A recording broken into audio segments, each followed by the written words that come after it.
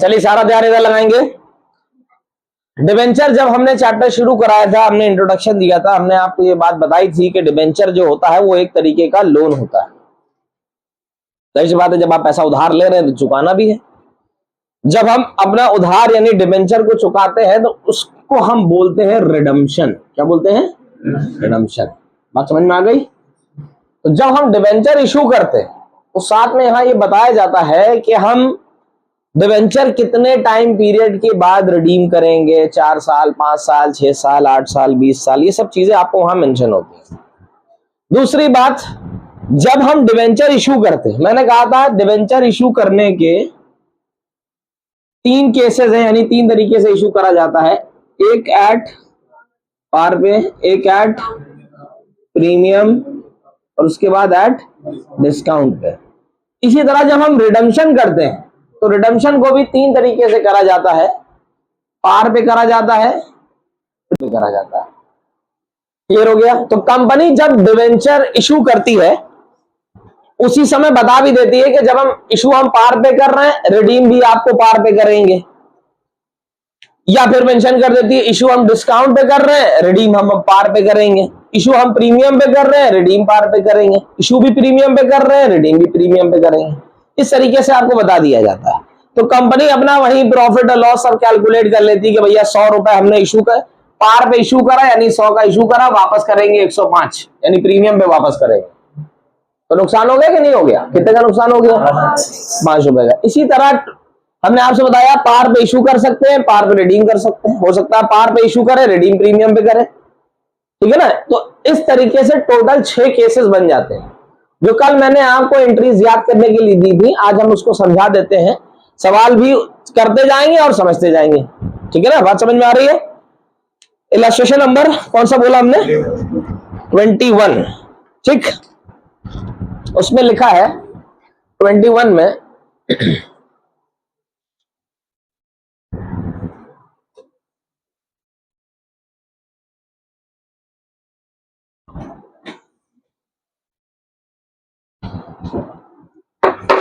लिखा give general entry for the issue of debenture in the following condition, also prepare the balance sheet in each case. Issue 2012% debenture. 12% का कोई काम नहीं है, वो interest rate है, उसको भी जरूरत नहीं है। सबके में क्वेश्चन सेम है, किसी में डिफरेंट तो नहीं है। Issue 2000 debenture of ₹100 each at par, issue करा पार पे, रिडीमेबल ऑल्सो एट, मतलब कंडीशन हो गई हम पार पे इशू करेंगे और पार पे ही रिडीम करेंगे। कितने नंबर ऑफ डिबेंचर इशू करे हमने? 2000। एक डिबेंचर है कितने का? जो मैंने कंडीशंस आपको याद करने के लिए दी थी, वो कंडीशन में ये पहला वाला केस है। उस पहले वाले केस को खोलिए और एंट्री बताइए उसमें क्या लिखी हुई थी जो मैंने आपको एंट्री बताई।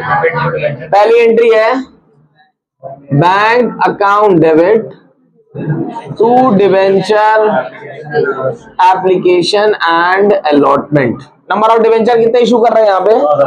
2000। एक डिबेंचर की पार वैल्यू कितनी है? कितने रुपए हो गए? 2 लाख। उम्मीदें हैं सबको समझ में आ रहा होगा।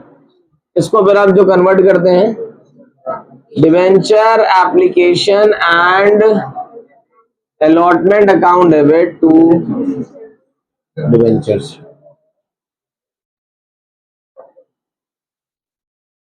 उम्मीदें समझ में आ रहा होगा। समझ आ गया?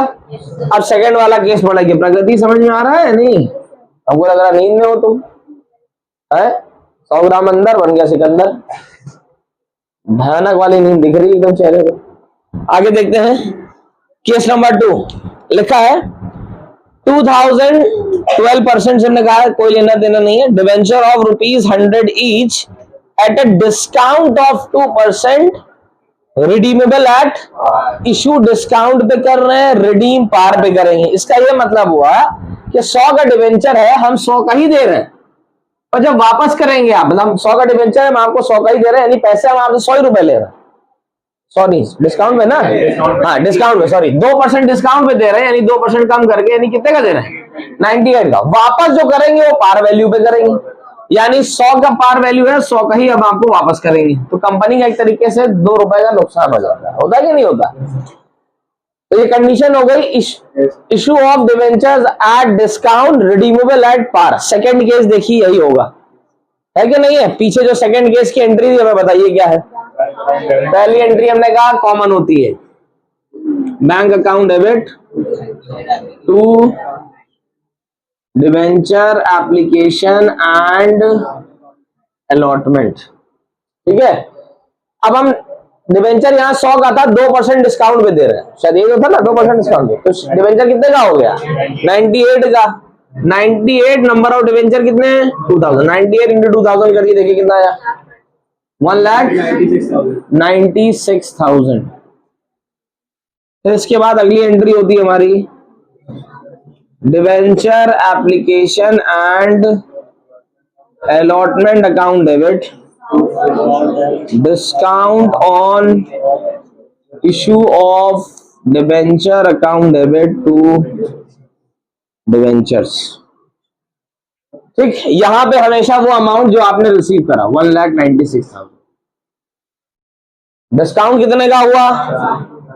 ना, 2 रुपए का डिस्काउंट था, 2 इंटू 2000 4,000।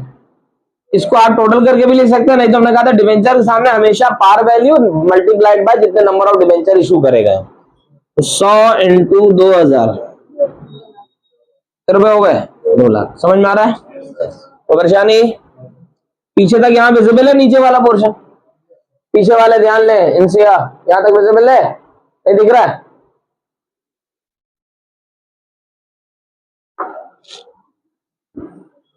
थर्ड केस पढ़ेंगे, पहले है क्या लिखा है?